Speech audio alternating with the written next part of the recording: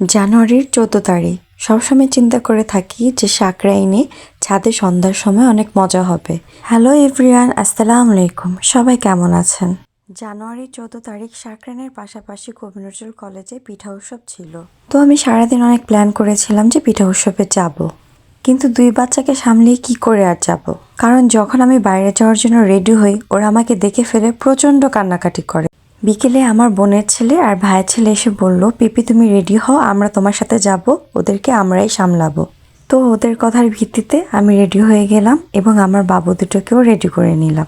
সারা রাস্তায় ওরা ওদেরকে কোলে নিয়ে যাচ্ছিল। আমি অনেকবার বলেছিলাম যে রিক্সা নিব কিনা, কিন্তু ওরা বলল এতটুকু রাস্তায় রিক্সা নেওয়া লাগবে না। আসলে আমার বাসার যত বাচ্চা কাচ্চা আছে সকলে আমার সাথে ঘুরতে যাওয়ার জন্য অনেক এক্সাইটেড থাকে।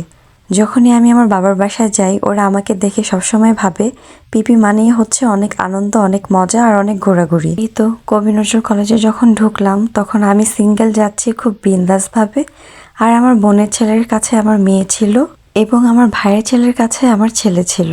যখন ওরা ছোট ছিল তখন আমি হাই স্কুলে পড়তাম, তখন ওরা সারাদিনই আমার কোলেই থাকতো। কখনো ভাবতে পারিনি যে ওরা এতটা বড় হয়ে যাবে এবং আমার ছেলে মেয়েকে ওরা টেক কেয়ার করবে এবং কোলে রাখবে। আচ্ছা যাই হোক, আমার ব্যক্তিগত ব্যাপারে কথা নাই বলি, এখন যে উদ্দেশ্যে এসেছি সেই ব্যাপারেই কথা বলি। উদ্দেশ্য ছিল পিঠা উৎসবে যাব এবং ভাইয়ের ছেলে বোনের ছেলে তার সাথে আমার ছেলে মেয়েকে নিয়ে পিঠা উৎসবে অনেক অনেক পিঠা খাবো, আরও অনেক কিছু খাবো। কিন্তু আমি যা ভেবেছি সেটা যে হবে না, এটা খুব কষ্টজনক ছিল। আমি বিকাল 4:30 মেবি 5টা এই টাইমটা বের হয়েছিলাম, আর আমার বাসা থেকে কলেজ পর্যন্ত যেতে যেতে 7 কি 10 মিনিটের মধ্যে লেগেছে। কিন্তু গাইস, প্রথমে আমি ভিতরে ঢুকে দেখলাম এখানে ইসলামিক গজল গাচ্ছিল অনেকে। কিছুক্ষণ ওইখানে উপভোগ করে তারপর ভিতরে ঢুকলাম। ভিতরে ঢুকে খাবারের খোঁজ করতে নিলাম, যেখানেই যাচ্ছি সেখানেই দেখি খাবার শেষ হয়ে যাচ্ছে। পিঠা উৎসবে গেলাম কিন্তু একটা পিঠাও আমি খেতে পারলাম না। এরপর কি আর করে, ছেলেকে নিয়ে কিছুক্ষণ ছবি তুললাম। তো ভিতরে থেকে আর কোনো লাভ নাই দেখে একটু ভিতরে চারিদিকটা দেখতেছিলাম। আমার তো মনটাই খারাপ হয়ে গেল, কারণ আমি অনেকটা আশা করে এসেছিলাম। আমার সাথে তো বাচ্চাগুলো অনেক আশা করে এসেছিল যাতে অনেক মজা হবে। এরপর আমি আরাফাতকে জিজ্ঞেস করলাম যে তোমার কেমন লাগছে, ও বলল খুব ভালো।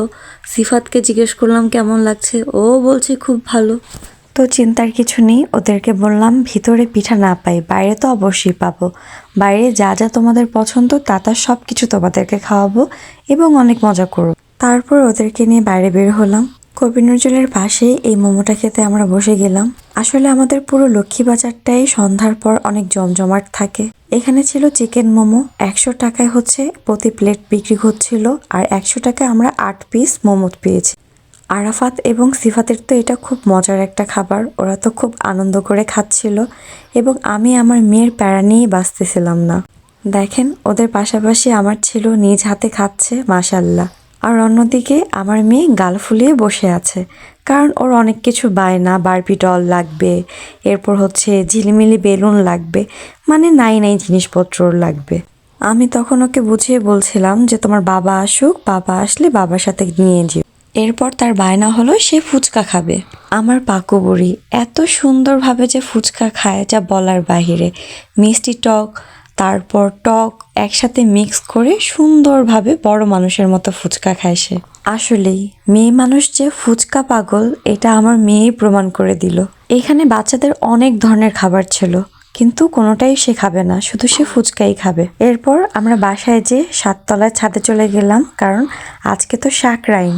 আমাদের মহল্লার মেন রাস্তায় হচ্ছে লাইটিংয়ের আয়োজন করা হয়েছিল। ওয়াও, যেটার জন্য সারাটা দিন ওয়েট করলাম।